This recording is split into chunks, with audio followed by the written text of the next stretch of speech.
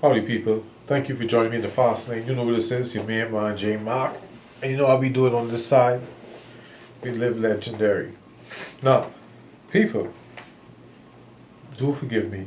The last stream I had, March 15, 2020, I said I couldn't remember. I remembered it. I have it written down. Wow, this dream is wild, I remember this. Now, in the dream that I forgot for March 15th, I don't know what was so special with March 15, 2020, but, excuse me, these dreams were wild. I mean, anyway, now in this dream, a lady gave me a stainless tray and a stainless steel tray and a stainless steel cup. And I was asked to put some powder in it. In them, the tray and the cup. Now, the woman who gave me the tray, the stainless steel tray and the stainless steel cup, she was wearing red.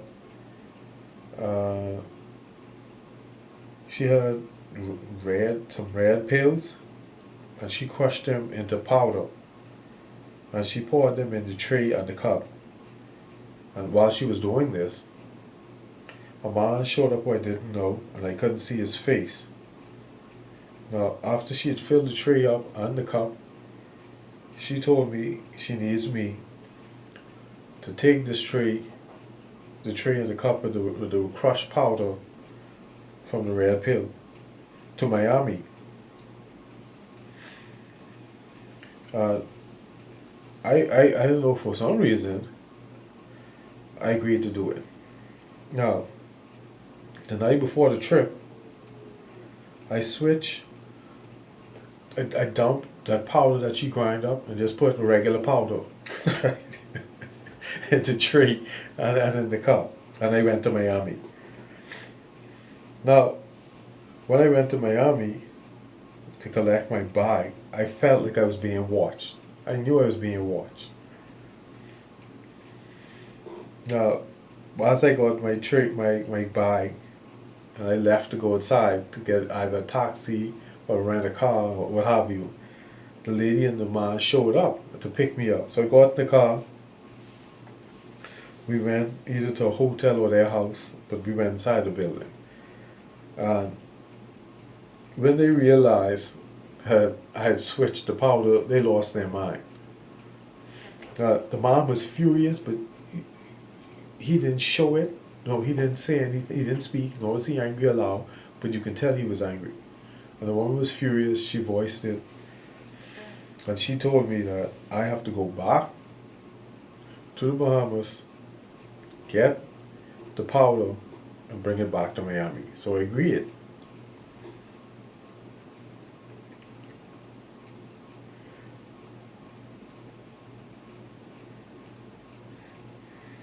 Now, they took me back to the airport to go back to Nassau. Now, they were furious. They found that I had not brought the tray with me. Oh yeah, I didn't bring the tray. I didn't bring the tray with me. But for some strange reason, the tray was actually under the car that they were driving. Now, so I went back to Nassau, and again I felt like I was being watched at the airport. So I came back, and when they picked me up, they saw it on the second trip. Again, I just brought powder. I didn't bring whatever the hell that red pill was that the lady crushed up.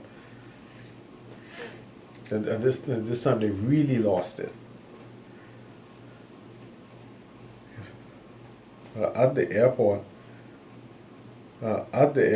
when they dropped me off to go back to Bahamas again for the second time, I told them that whatever they wanted was under the car.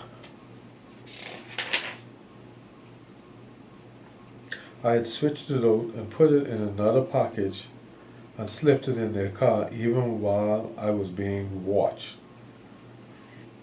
They were upset. That was slick. And besides, that's something I would do. Anyway,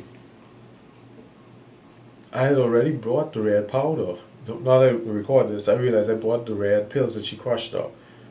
But I also brought a fake stuff.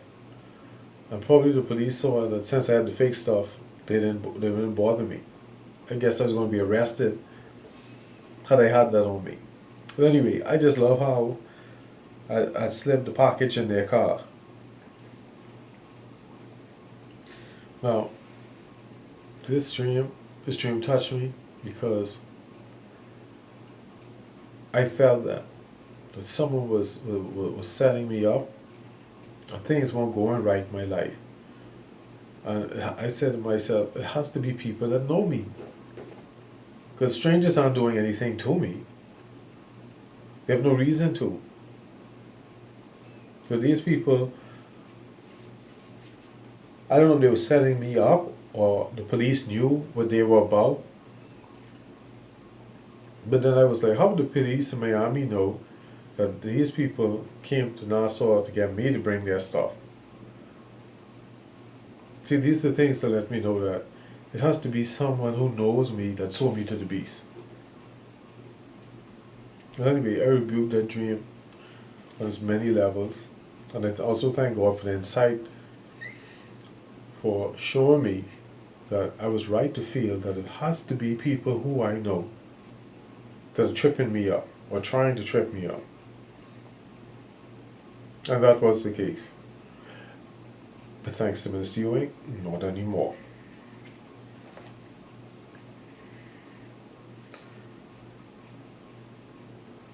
Alright, this is like a note I made. I got the feeling that the people were upset and they knew I didn't have it on me. The police were watching me but couldn't act because for some strange reason they knew I didn't have the real thing on me.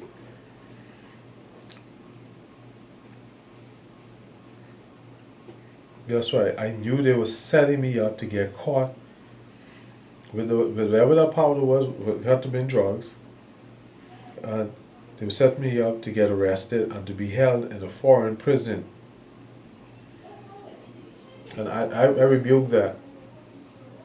And that's not just what that meant. I was in a foreign prison because I was in a situation that I didn't create.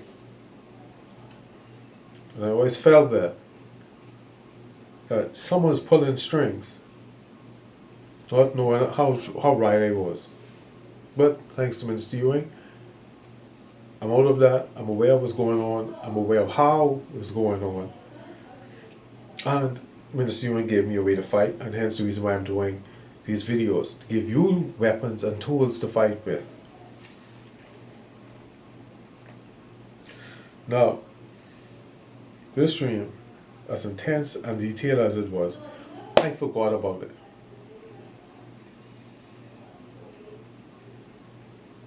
So I rebuked that. I rebuked the dream, and I rebuked the fact that I forgot it. But this time, the attempt to make me forget it was not intense. I just forgot it. And that I rebuked, because that's a new strategy. Because before I would feel the dream being pulled out of my head. Now I just forgot it. But thank God it came back.